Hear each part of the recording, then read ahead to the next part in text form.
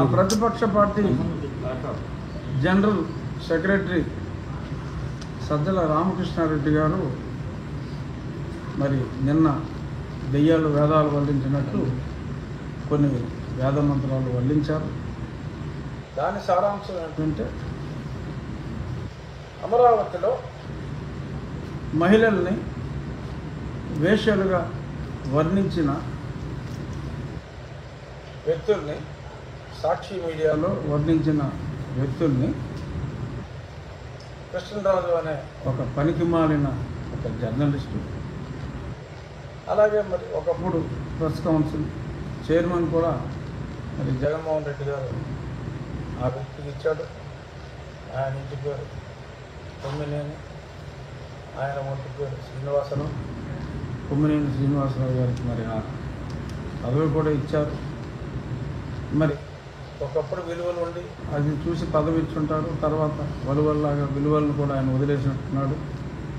Senior journalist Kommineni Srinivasarao గారు వారు ఫోటోల్ని, తమని అవమానించిన వారి ఫోటోల్ని చెప్పుతో కొట్టారు. ఇప్పుడు దానికి శ్రీమాన్ సజ్జల గారు ఏమన్నారంటే, రాక్షసులు పిశాచాలు కూడా, రాక్షసులు పిశాచాలు ఇలాంటి పనులు చేస్తాయి ఏమో, వాళ్ళు కూడా చేయలేరేమో, ఇదంతా కలిపిన ఆ సంకర జాతి ఏమో అంటారు. బహుశా ఆ సంకర జాతి వాళ్ళు కాబోలు. ఇది ఎవరైనా వెరిఫై చేసుకోవచ్చు. నేను చూసినట్టే చెప్తున్నా. ఇదంతా మరి సంకర జాతి వాళ్ళే కాబోలు. ఒక ఆర్గనైజ్డ్గా కమ్ముకొస్తూ చేస్తున్నారు. అక్కడ ఆయన చిన్న భాషా చతురత వాడాడు, నాకు మావత్తు ఇచ్చాడు. ఆయన ఆంతరంగం ఏంటో ఎవరికైనా సరే ఇట్టే అర్థమవుతుంది. మరి ఆ కమ్ముకొస్తున్న వారిని అక్కడ అన్ని రకాల కులాల వారు ఉన్నారు, గురికాస్ట్ వారు ఉన్నారు, చాలామంది ఉన్నారు. రెడ్లు కమ్మవారి కన్నా ఎక్కువ శాతం ఉన్నారు. మరి ఆయన ఎవరిని ఉద్దేశించి ఆ మాట అన్నారు? లేదు, కొందరిని స్పెసిఫిక్గా ఉద్దేశించినట్టు. మరి ఆయన కూడా ఒకప్పుడు జర్నలిస్టు. మరి ఆయన భాషా సౌరభాన్ని ఎదజల్లుతూ మరి ఆ రకంగా మాట్లాడారు తెలియదు. కానీ ఇక్కడ సజ్జల గారికి ఒక విషయం తెలియజేయాలనుకుంటున్నాను ఈ మీడియా ద్వారా. ఏమిటంటే, మరి గతంలో నాకు అప్పటి ప్రభుత్వానికి, అంటే మరి ఇతను ప్రభుత్వంలో కూడా ముఖ్య సలహాదారు, అప్పుడు నాకు అప్పటి ప్రభుత్వం చేస్తున్న ఎన్నో ఆగడాన్ని నేను ప్రశ్నించినందుకు 2020 సంవేర్ అరౌండ్ ఏప్రిల్ అనుకుంటాను, ఏప్రిల్ నెలలో ఒకప్పుడే కరోనా స్టార్ట్ అయినప్పటికీ అన్ని గ్రామాల్లో, నా నియోజకవర్గంలోని అన్ని గ్రామాల్లో, నా నియోజకవర్గం అప్పుడు ఉండి కాదు, నర్సాపురం పార్లమెంట్లో ఆల్మోస్ట్ అన్ని మేజర్ గ్రామాల్లో, కొన్ని చిన్న గ్రామాల్లో కూడా, ఆఖరికి ఇక్కడ ఉన్న వాండ్రం చెన్నూరు కదా, ఆ వాండ్రంలో కూడా అప్పటి వైసీపీ నాయకులతో నా ఫోటోలకి చెప్పులతో కొట్టించిన వ్యక్తులు వాళ్ళకి వాళ్ళు రాక్షసులు పిశాచాలు అని అనుకుంటే వాళ్ళ ఇష్టం. అప్పుడు కూడా నేను వీళ్ళంతా రాక్షసులు పిశాచాలు సంకర జాతి వాళ్ళు అని నేను పొరపాటును కూడా మాట్లాడు. వారి వ్యక్తిత్వం వాళ్ళ ఇష్టం. ఏదో చేశారు, నాకు దిష్టి బొమ్మలు తగలబెట్టారు. ఈ దిష్టి బొమ్మలు తగలబెట్టడం అంటే మరి అది కూడా తీవ్రమైన చర్య. మరి కొంతమంది అయితే సరే చెప్పుకోవాలంటే బాధ అనిపిస్తుంది, మూత్రం కూడా పోస్తారు. అవి కూడా డైరెక్ట్గా టీవీలో చూపెట్టకపోయినా సోషల్ మీడియాలో అవి పెట్టి చాలా ఆనందించారు. మరి వాటిని రాక్షసానందం అంటారా, పిశాచానందం అంటారా, సరే ఏదో డైరెక్ట్గా మనం టచ్ చేయలేక ఏదో పిల్లషాలు వేసారులే పిల్ల మేధావులు అని చెప్పి నేను అప్పటికి క్షమించిన. మరి ఎండ్ రిజల్ట్ చూశారు కదా, ఏమైంది, ప్యాక్ చేసి పంపించాను కదా. నేను ఎంత పని చేశానో మీకు తెలుసు కదా. 2 సంవత్సరాలు ఒక్కడనే పోరాడు, ఇంటర్ పేపర్ ఇలా చేస్తారా. సో సరే, అది పాస్ట్. ఇప్పుడు మరి వాళ్ళకి బుద్ధి వచ్చిందేమో తెలియదు. వాళ్ళు చేసిన ఒక ఎంపీ పైన వాళ్ళు చేసిన పని ఒక చెత్త మాటలు నిరంతరం మాట్లాడుతూ అదే సాక్షి ఛానల్లో కూర్చొని ఇంకెవడో పిలవడాను కృష్ణరావు నన్ను కూడా ఎన్నో మాటలు మాట్లాడాడు గతంలో. పైగా మళ్ళీ క్లారిఫికేషన్ ఇస్తూ ఇంకా అసహ్యంగా మాట్లాడాడు. ఇప్పుడు సంకర జాతి అని మాటలు మాట్లాడటం అంటే మరి అది మామూలు డెరోగేటరీ కాదు. ఆ ఇద్దరు మూర్ఖపు జర్నలిస్టులకి మరి ఈయన్ని కూడా మరి మూర్ఖుడు అనాలో మరేమనాలో మరి నాకు తెలియదు. ఈయన అగ్నికి ఆజ్యం పోసినట్టు సంకర జాతి అనే పదం వాడటం జరిగింది. అంటే ఇదంతా క్రాసు. ఇక దాన్ని పూర్తిగా విశ్లేషిస్తే మరీ జుగుప్సాకరంగా అసహ్యంగా ఉంటుంది. అందులో ఎస్సీ సామాజిక వర్గానికి చెందిన వాళ్ళు ఉన్నారు, రెడ్డి సామాజిక వర్గానికి చెందిన వాళ్ళు ఉన్నారు, అన్ని సామాజిక వర్గాలకి చెందిన వాళ్ళు ఉన్నారు.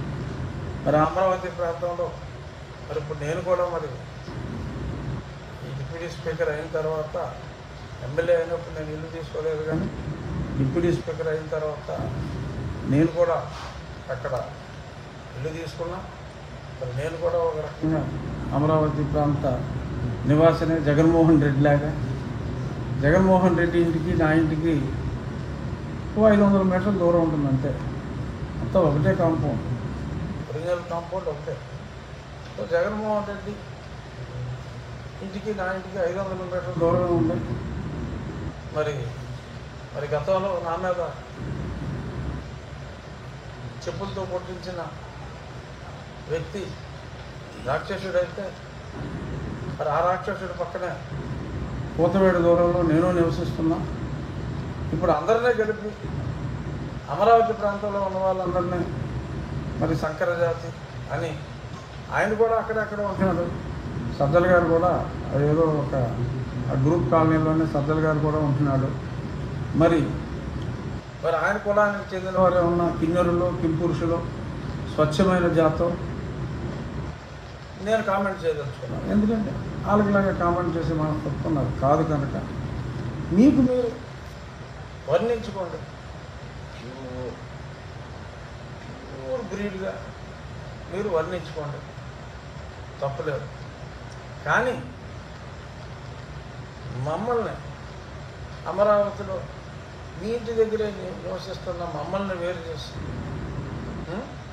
కమ్ముకొస్తుందంటూ ఇష్టం వచ్చినట్టు మాట్లాడి వారందరినీ సంకర జాతిగా వర్ణించి మరి ఇది చట్టరీత్యా ఈవెన్ ఎస్సీ ఎస్టీ అట్రాసిటీస్ ప్రత్యేకంగా ఒక వ్యక్తిని ఉద్దేశించి మాట్లాడక్కర్లా, ఒక సమాజాన్ని ఉద్దేశించి మీరందరూ శంకరజాతి వాళ్ళు అని మాట్లాడటం వాళ్ళిద్దరూ మాట్లాడిన దానికన్నా కూడా అతిపెద్ద నేరం. సో కాబట్టి ఈరోజు నేను డీజీపీ గారికి ఒక కంప్లైంట్, నిన్న సజ్జల గారు వాడిన ఆ భాషా ప్రయోగం యొక్క వీడియో క్లిప్పింగ్, ఆ పేపర్ కట్టింగ్, ఇవన్నీ కూడా అటాచ్ చేసి ఇస్తున్నా. ఇదిగో కాపీ మీ అందరికి కూడా కాపీలు ఇస్తా.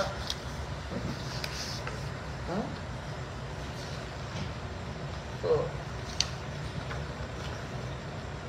షూట్ చేసుకోవచ్చు. కొద్ది కింద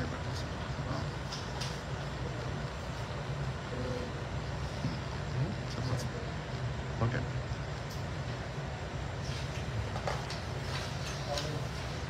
కాపీ కూడా చూసుకోండి. ఇంకో తలకో కాపీ ఉంది.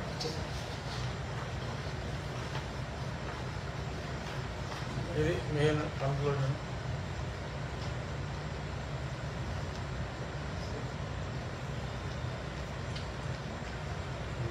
అలా మొత్తం కనపడితే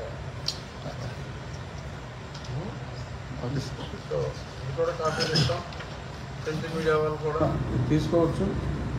ఆల్రెడీ నా డిప్యూటీ స్పీకర్ ఆఫీస్ నుంచి నా మనిషిని తీసుకుని డీజీపీ ఆఫీస్కి ఇవ్వమంటం జరిగింది.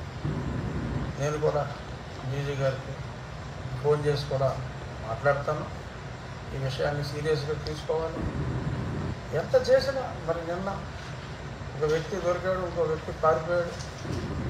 మరి ఎందుకు పారిపోయాడో తెలియదు. అతను మాట్లాడింది తప్పు కానప్పుడు అన్నిటికన్నా ఆశ్చర్యకరమైన విషయం మరి సాక్షి యాజమాన్యం కూడా రన్ చేసేది ఒక మహిళే. మరి భారతిరెడ్డి గారు బాగా తెలుసు. No comments against sir personally, but ఒక మహిళగా మరి ఒక పెద్ద ఛానల్ని న్యూస్ పేపర్ని నడుపుతున్నప్పుడు ఖండించకపోగా మరి అరెస్టు చేయడాన్ని నిరసించటం మరి సముచితంగా లేదు. ఎందుకంటే సజ్జల గారిలాగా ఆయన వాడి భాష నేను వాడలేను.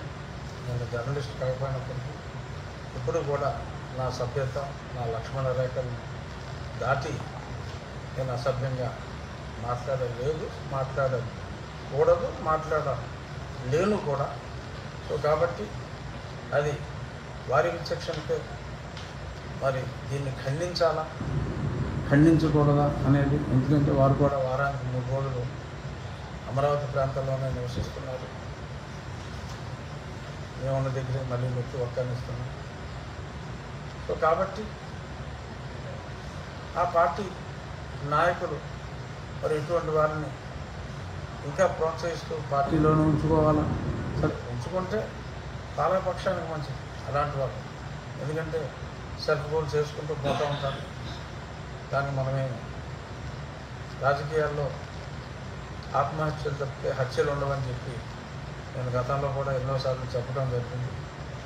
ఓకే, వాళ్ళు ఆత్మహత్య చేసుకుంటే అది వాళ్ళ ఇష్టం. కానీ ఇంతమందిని శోభ పెడుతూ అనరాని మాటలు అంటే మరి మనకి రాజ్యాంగం అని ఒకటి ఉంది. ఆ రాజ్యాంగంలో వాస్తవాంతం వచ్చినప్పటికీ ఇష్టం వచ్చినట్టు నోటుకు వచ్చినట్టు వాక్కూడదని చెప్పి కొన్ని రూల్స్ ఉన్నాయి. మరి నిన్న చాలామంది మహిళలు మరి సాక్షిలో ఈ రకంగా వచ్చినందుకు మరి ఆ సాక్షి ఛానళ్ళ మీదకి వెళ్ళటం జరిగింది. మరి గతంలో ఒక పదం అనాలోచితంగా మరి ఒక వ్యక్తి ఏదో చాలా సినిమాల్లో కూడా హీరో డ్రెస్సులు కూడా సినిమాల్లో ఏం రా బోసడీకే అని అంటూ కూడా జరిగింది. సో అదేదో ఒక మాటగా మరి బోసడీకే అంటే బోసడీకే అంటే మరి ఇన్ని అర్థాలు ఉన్నాయని చెప్పి మాట్లాడారు. ఆ మాత్రం మా కార్యకర్తలకు కోపం రాదా? కోపం వస్తే దాళ్ళు చేయరా అని చెప్పి నీవు నేర్పిన విద్య నీరజాక్ష ఏమో అలాగా భావోద్రేకం కలిగినప్పుడు తెలుగుదేశం పార్టీ ఆఫీస్ మీద వాళ్ళు అటాక్ చేసినట్టు ఆర్గనైజ్డ్గా చేశారు. ఇక్కడ స్వచ్ఛందంగా మహిళా జాతిని అవమానించారు. అట్లా ఒక వ్యక్తిని అవమానం అనుకుంటే కావాలని చేసింది కాదు. ఆ పదానికి అర్థం తెలియదు. కానీ వేశ్య అంటే అర్థం మరి వీరికి తెలియదు అంటే మనం నమ్మలేం. సజ్జల గారు కూడా ఏదో పోస్ట్ గ్రాడ్యుయేషన్ ఏ సబ్జెక్టులో చేశాడో పోస్ట్ గ్రాడ్యుయేట్. సో సంకర జాతుల్లో పిశాచాలంటే అర్థం అతనికి తెలియదని చెప్పి నేనైతే అనుకోవట్లేదు. సో మరి ఈ రకంగా మాట్లాడినందుకు మరి కొంచెం చిమ్మనెత్తులు ఉన్నవాడికి బాధ అనిపిస్తుంది. ఆ బాధలో చిన్న రియాక్షన్ ఉంటుంది. ఇదివరకు గౌతమ్ సవాంగ్ గారు కూడా చెప్పారు, వారు కోపం వచ్చినప్పుడు చెప్పేశారు ఏంటి అని. ఏదో పాపం ఎక్స్ప్రెస్ చేసుకున్నారు, దట్స్ ఆల్ రైట్ అని ఆయన అన్నారు. మరి జగన్మోహన్ రెడ్డి గారు కూడా భావోద్రేగానికి, నన్ను ఇలా అన్నందుకు భావోద్రేగానికి గురయ్యి వేరే వాళ్ళు ఇలా చేశారని ఆయన చెప్పినప్పుడు, డైరెక్ట్గా మూకుమ్మడిగా ఒక సమాజాన్ని అన్నప్పుడు మరి ఆయనకైనా చీమోనేత్రం ఉన్నది, ఆయన అభిమానులకైనా చీమోనేత్రం ఉన్నది, మాకు లేదా, నువ్వు ఊరుకోవాలా అనే ప్రశ్న ఖచ్చితంగా ఉత్పన్నం అవుతుంది. ఏదేమైనా చిన్న ఎబరేషన్ అయినప్పటికీ కూడా ఇది నీవు నేర్పిన విద్యే నీరజాక్ష అని సవినయంగా ఎడుగురు సంధించి జగన్మోహన్ రెడ్డి గారు, సజ్జల రామకృష్ణారెడ్డి గారికి ప్రజలందరి మనోవేదనను తెలియజేస్తూ, మనోవేదనను అనుభవిస్తూ ఖాళీగా కూర్చుంటానికి ఇక్కడ ఎవరూ లేరు ఇక్కడ. సో ఖచ్చితంగా ఈ కంప్లైంట్ మీద కూడా చర్యలు ఉంటాయి. సజ్జల రామకృష్ణారెడ్డి గారి మీద కూడా తప్పకుండా చర్యలు ఉంటాయి. చర్యలు తీసుకోకపోతే సమాజం హర్షించదు. డెఫినెట్గా వాళ్ళలో మార్పు వస్తుందా రాదా అన్నది వారిస్తాం. మళ్ళీ పైగా అక్కడ ఒక్కలో వార్నింగ్ ఎంతకెంత ఉంటుంది రే అంట, మరేంటో అదేంటో ఇదెంతో అలా చూపెట్టేదంతో. సరే చూసుకుందామమ్మా, చూసుకోవడానికి మా ప్రజలందరూ కూడా రెడీగానే ఉన్నాం.